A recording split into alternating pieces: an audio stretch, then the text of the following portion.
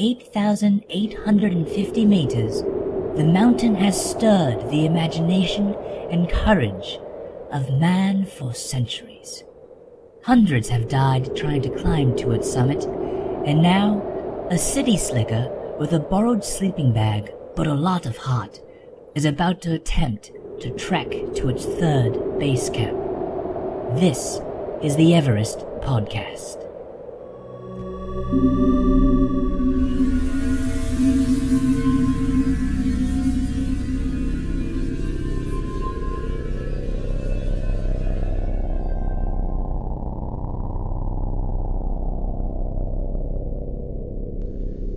Welcome to episode 24 of the Everest Podcast.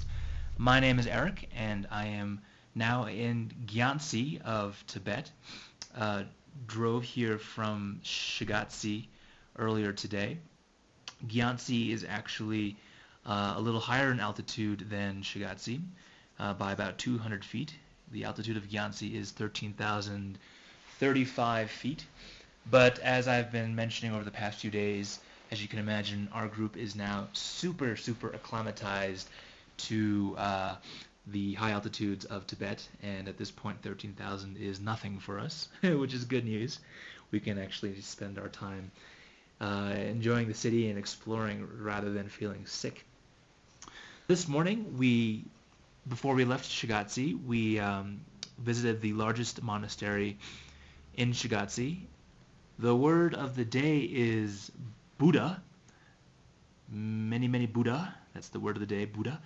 The reason being that at this point we have been seeing many monasteries, and there are many different forms and manifestations of Buddha. And at this point I feel like I have easily seen in statue form or on paper or in painting thousands of Buddhas. And just like the experience you'll get when you go trekking through or backpacking through Europe, for example, and you visit all these different cathedrals and giant churches, and they all start blending together. That's kind of how I'm feeling about these monasteries. They're kind of starting to bleed together a fair bit. They all generally have very similar architecture, similar kinds of rooms and chapels and artifacts. The monks all are now looking the same. Everything's starting to blend together, and the one thing that stands out, obviously, are all these big Buddhas. So that's the word of the day, Buddha. It's also just fun to say. Anyway, so besides the Gyantse monastery, there wasn't actually much else that we did today besides just drive. Later in the afternoon, we did, on the way from Gyantse to Gyantse, stop by another monastery called the Shalu Monastery. This monastery is actually pretty well known as well, relatively famous. There's actually two reasons. One is its unique roof. The Chinese government, back when this monastery was built, actually sponsored the construction of the monastery.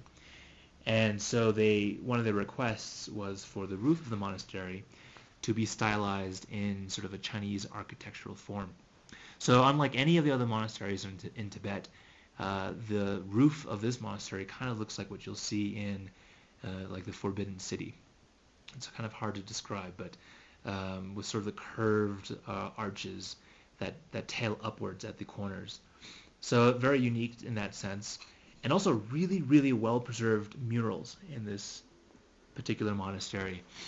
And the murals are, for some way or another, just somehow, again, sort of managed to make its way through the cultural revolution largely untouched. And some of these are more than 500 or 600 years old. So really impressive that they were preserved for this long. And if anyone's ever coming out on this itinerary, I would highly recommend coming out and checking out this monastery as well, as it's a little more out of the way, so a lot less touristy, a lot less crowded, and you can really take your time and appreciate a lot of the well-preserved architecture and paintings. For those of you on this note that are also listening to this podcast with the intent of trying to plan your own trip at some point and curious about where we've stayed, I know I've mentioned some of these hotels, but I don't think I've given their names. So I just wanted to do that really quickly. to help you guys out in case you guys wanted to look into booking some of the similar hotels. Our hotel in Shigar was the best hotel by far in the city. I would highly recommend that anyone who goes to Shigar stays at this hotel. Like I mentioned in my previous podcast, it's the only hotel in the city that has private showers and private toilets. It's called Qomolangma, Qomolangma Hotel. The way you say it actually kind of sounds like Chumbawamba, but Qomolangma is how you're supposed to say it. So highly recommend that hotel by far. In Shigatse, we kind of got shafted a little bit. We were supposed to stay at this hotel called the Wutse Hotel, W-U-T-S-E.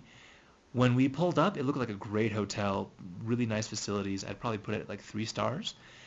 Because our itinerary got shifted by a day, thanks to the whole yak fiasco back on Everest, we were moved to a different hotel called the Gangyan Shigatse Hotel, Gang-Gyan Hotel.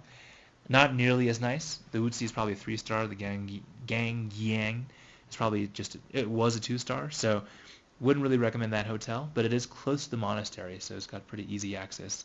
It's like a 5-minute walk to the monastery. And then finally in Gyantse, our hotel is a rather long name. It's called the Jiangzi Jianzang Hotel, Jiangzijanzang Hotel. This was actually pretty nice, and it's probably one of the nicer hotels, I think, in Gyantse, so I would recommend this one as well.